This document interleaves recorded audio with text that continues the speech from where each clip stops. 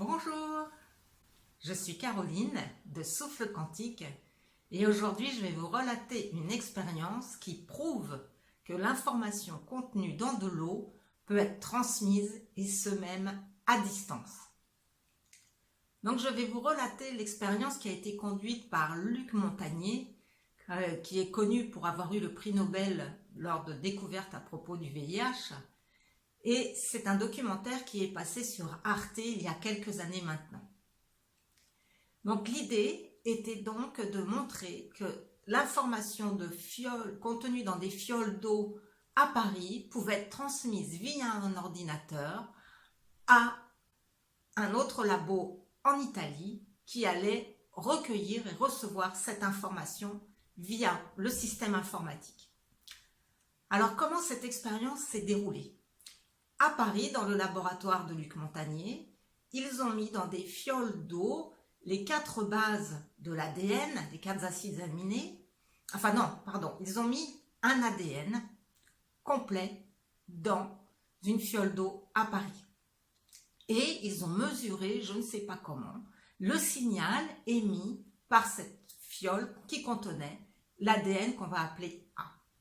Et ensuite, ils ont envoyé ce signal via l'informatique au laboratoire en Italie et ils se sont rendus compte qu'il n'y avait rien qui se passait et en tout cas, ils ne pouvaient pas reconnaître l'ADN A en Italie en envoyant ce signal via l'ordinateur.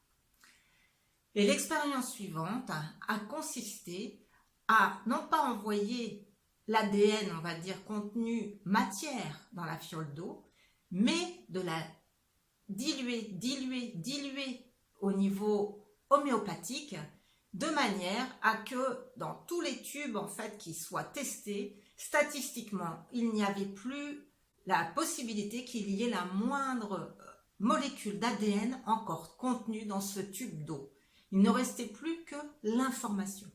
Donc, mettons, si vous voulez, qu'ils aient mis une molécule d'ADN et qu'ils ont donc dilué, dynamisé dans 100 tubes différents, une seule molécule d'ADN. Il y avait donc 99 tubes qui ne contenaient plus que de l'eau. Et ils ont refait la même expérience, c'est-à-dire qu'ils ont transmis le signal de ces 100 tubes en Italie. Et là, en Italie, ils ont mis dans leur propre tube les bases de l'ADN, les 4 acides aminés, et de l'ADN polymérase, c'est-à-dire qu'en fait, en gros, ils ont mis dans un tube d'eau des briques et du ciment de ce qui constitue l'ADN. Et ils ont fait écouter, alors donc briques et ciment et l'eau, le signal envoyé depuis Paris de l'information de l'ADN A. Eh bien, dans ces tubes à essai, c'est reconstitué de l'ADN A à 99% identique à celui qui était émis depuis Paris.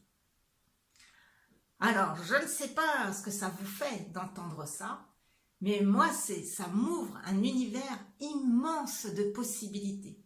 Ça veut dire que l'information est plus puissante que la matière. Ça veut dire qu'on peut envoyer des informations à distance.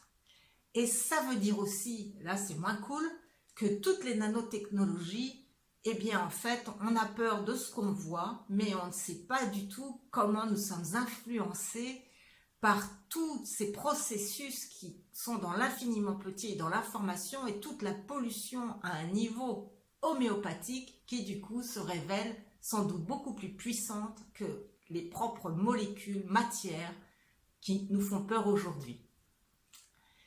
Donc, ça ouvre le monde que nous pouvons nous-mêmes influencer les eaux l'eau, L''EAU, les eaux, l'eau qui constitue la molécule la plus importante de nos corps physiques, puisque nous sommes composés, je vous le rappelle, tout d'abord de 99,99% d'espace, de vide rempli d'informations, mais que dans les moins de 0,1% qui restent, qu'on appelle la matière dite solide, eh bien nous sommes composés avant tout de 70% d'eau.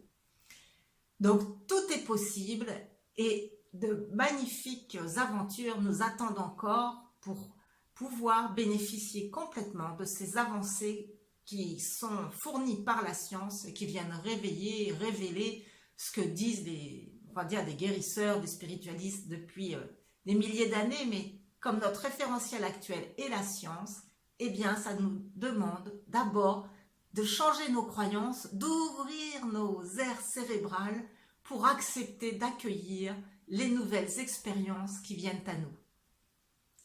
Merci pour votre attention et si ce que je vous transmets vous plaît, merci de le liker et merci aussi de le partager aux personnes à qui vous pensez que cela puisse plaire, être utile ou ouvrir la conscience.